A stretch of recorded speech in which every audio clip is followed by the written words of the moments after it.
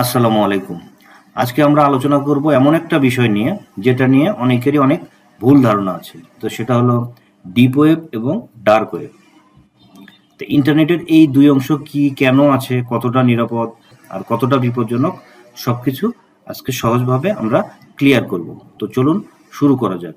তা আমরা যেটাকে ইন্টারনেট ভাবি সেটা আসলে কতটুকু? তা আমরা প্রতিদিন যে ওয়েবসাইটগুলো ব্যবহার করি, যেমন গুগল, ফেসবুক, উইকিপিডিয়া, তো এগুলো মিলিয়ে যে অংশ তৈরি হয় তাকে আমরা বলি সারফেস ওয়েব। কিন্তু আশ্চর্য হবেন যে পুরো ইন্টারনেটের মাত্র 4% হলো এই সারফেস ওয়েব। বাকি 96% থাকে আড়ালে, যেখানে আছে ডিপ ওয়েব। আর তার ভেতরের ছোট্ট একটা অংশ হলো ডার্ক ওয়েব। তো ডিপ ওয়েবটা কি? তো ডিপ ওয়েব মানে কিন্তু অন্ধকার বা বিপজ্জনক কোনো জায়গা নয়। তো এটা হলো ইন্টারনেটের সেই অংশ যেগুলো সার্চ ইঞ্জিনে দেখা যায় না। তো কেন দেখা যায় না? কারণ এগুলোতে লগ ইন করতে হয় বা এগুলোর তথ্য প্রাইভেট। এগুলো হলো আপনার জিমেইল ইনবক্স, আপনার bank account, Facebook private message, university বা অফিস পোর্টাল, মেডিকেল রেকর্ডস ইত্যাদি। তো এগুলো সবই হলো ডিপ ওয়েবের অংশ। তাই ডিপ ওয়েব হলো প্রাইভেট এবং সিকিউর ডেটার একটা জায়গা। এখানে কোনো বেআইনি কিছু করার বিষয়ই নেই। তো এরপর আসি ডার্ক ওয়েব।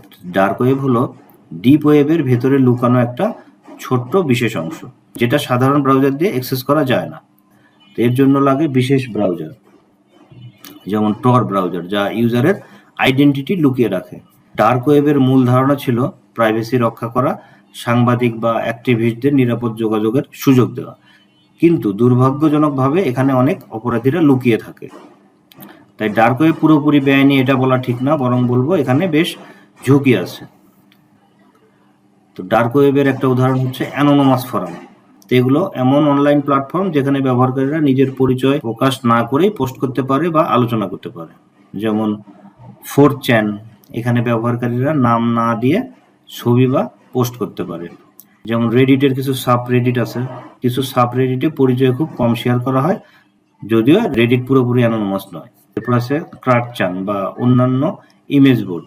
অনেক ইউজার সম্পূর্ণ পরিচয় গোপন রেখে এখানে কথোপকথন করতে পারেন। তো অ্যানোনিমাস ফর্মের মূল ব্যবহার হলো মতামত প্রকাশ, আলোচনা, মতামত শেয়ার করা বা সেন্সিটিভ টপিক নিয়ে কথা বলা। তো এগুলোই হলো অ্যানোনিমাস ফর্মের মূল ব্যবহার। ডার্ক ওয়েবের আরেকটা এক্সাম্পল হলো হুইসেল ব্লোয়িং সাইট।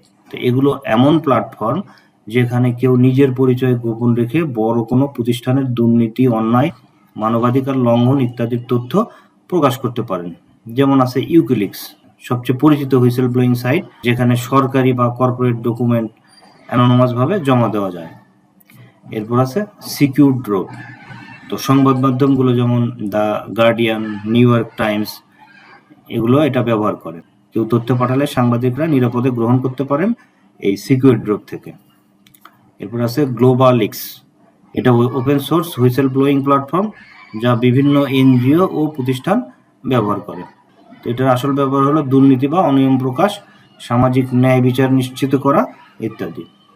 এইসব প্ল্যাটফর্ম ব্যবহারের আইনগত পরিণতি দেশভেদে ভিন্ন হতে পারে, এটা ভালোভাবে বোঝা জরুরি। ডার্ক ওয়েবের আরেকটা প্ল্যাটফর্ম হলো ইনক্রিপ্টেড কমিউনিকেশন সার্ভিস।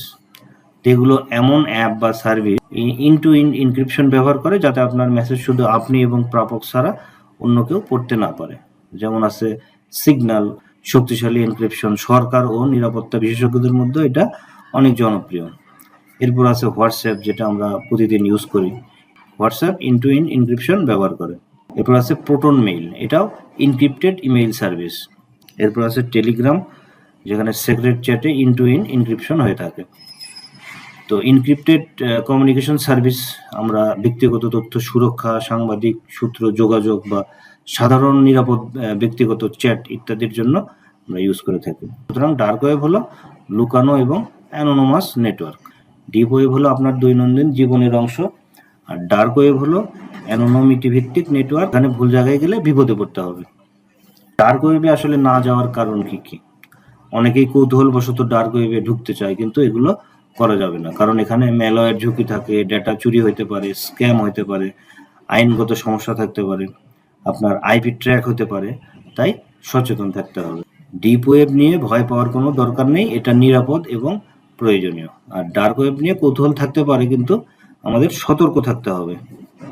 তো আশা করি আজকের ভিডিওতে আপনি ডিপ ওয়েব আর ডার্ক ওয়েবের পার্থক্য খুব সহজে বুঝতে পেরেছেন। ভিডিওটা ভালো লেগে থাকলে লাইক দিন, কমেন্ট করে জানান পরের টপিক কি চান, আর অবশ্যই সাবস্ক্রাইব করুন। দেখা হবে নেক্সট ভিডিওতে। আসসালামু আলাইকুম।